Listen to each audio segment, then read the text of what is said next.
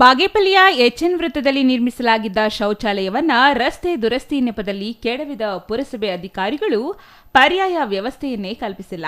ಇದರಿಂದ ಈ ಭಾಗದಲ್ಲಿ ಸಂಚರಿಸುವ ಸಾರ್ವಜನಿಕರು ಶೌಚಾಲಯ ಇಲ್ಲದೆ ಪರದಾಡುವ ಸ್ಥಿತಿ ನಿರ್ಮಾಣವಾಗಿದೆ. ಸರ್ಕಾರ ಬಯಲು ಶೌಚ ಮುಕ್ತ ಪಟ್ಟಣ ಎಂದು ಬಾಗೇಪಲ್ಲಿಯನ್ನು ಘೋಷಿಸಲಾಗಿದೆ. ಆದರೆ ಪುರಸಭೆ ಆಡಳಿತ ವೈಫಲ್ಯದಿಂದ ಬಯಲು ಶೌಚಕ್ಕೆ ದಾರಿ ಮಾಡಿಕೊಟ್ಟಂತಾಗಿದೆ. ಸಾರ್ವಜನಿಕರಿಗೆ ಇದೀಗ ಬಯಲು ಶೌಚವೇ ಗತಿ ಎಂಬ ಸ್ಥಿತಿ ನಿರ್ಮಾಣವಾಗಿದೆ.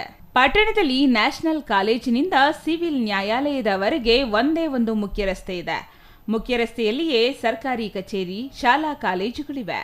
ಬಹುತೇಕ ವ್ಯಾಪಾರ ವಹಿವಾಟು, ಬೀದಿ ವ್ಯಾಪಾರ ಇದೇ ರಸ್ತೆಯಲ್ಲಿ ಹೆಚ್ಚಾಗಿದೆ. ಪಟ್ಟಣದ ಬಸ್ ನಿಲ್ದಾಣದ ಮುಂದೆ, ಆವುಲಮಂದೆ, ಗಂಗಮ್ಮಗುಡಿ ಬೀದಿ, ಭಜನೆ ಮಂದಿರ, ಕುಂಬಾರಪೇಟೆ, ಸಂತೆ ಮೈದಾನದ ರಸ್ತೆ, ಗೂಳೂರು ರಸ್ತೆ, ಚಿಂತಾಮಣಿ ರಸ್ತೆ ವೃತ್ತಗಳು ಇದೇ ಮುಖ್ಯ ರಸ್ತೆಯಲ್ಲಿ ಇದೆ. ಮುಖ್ಯ ರಸ್ತೆಯಲ್ಲಿ ಪುರಸಭೆಯವರು ಸಾರ್ವಜನಿಕ ಶೌಚಾಲಯ ನಿರ್ಮಿಸಿಲ್ಲ ಎಂಬುದು ವಿಶೇಷ.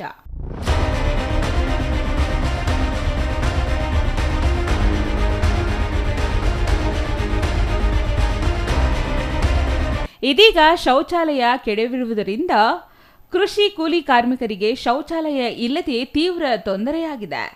ಪುರುಷರು ತಡೆಗೋಡೆಯ ಪಕ್ಕದಲ್ಲೇ ಬಯಲು ಶೌಚಕ್ಕೆ ಹೋಗುತ್ತಿದ್ದಾರೆ. ಆದರೆ ಮಹಿಳಾ ಕಾರ್ಮಿಕ, ಹೆಣ್ಣು ಮಕ್ಕಳು ತುರ್ತು ಪರಿಸ್ಥಿತಿಯಲ್ಲಿ ಸಂಕಷ್ಟ ಪಡುವಂತಾಗಿದೆ. ಮುಖ್ಯ ರಸ್ತೆಗೆ ಅಂಟಿಕೊಂಡಂತೆ ಸಮಾಜ ಕಲ್ಯಾಣ ಇಲಾಖೆ ಬಾಲಕಿಯರ ಮೆಟ್ರಿಕ್ ಪೂರ್ವ ನಂತರದ ವಿದ್ಯಾರ್ಥಿ ನಿಲಯಗಳು ಇವೆ. ಜನರು ಕಾಂಪೌಂಡಿಗೆ ಮೂತ್ರ ವಿಸರ್ಜನೆ ಮಾಡುತ್ತಿರುವುದರಿಂದ ವಿದ್ಯಾರ್ಥಿಗಳು ಕಿಟಕಿ ಮುಚ್ಚಿಕೊಂಡು ಇರಬೇಕಾಗಿದೆ. ಸಾರ್ವಜನಿಕ ಶೌಚಾಲಯ ಕಟ್ಟಡ ಕೆಡವಿರುವುದರಿಂದ ಜನರು ವಿದ್ಯಾರ್ಥಿನಿ ನಿಲಯದ ಬಯಲು ಶೌಚವನ್ನು ಆಶ್ರಯಿಸಿದ್ದಾರೆ. ಕೂಡಲೇ ಶೌಚಾಲಯವನ್ನು ನಿರ್ಮಿಸಬೇಕು. ಸಾರ್ವಜನಿಕರು, ಕೂಲಿ ಕಾರ್ಮಿಕರು ಅಧಿಕಾರಿಗಳಿಗೆ ಒತ್ತಾಯಿಸಿದರು. Ganesh R, CTV news, Bagepalli.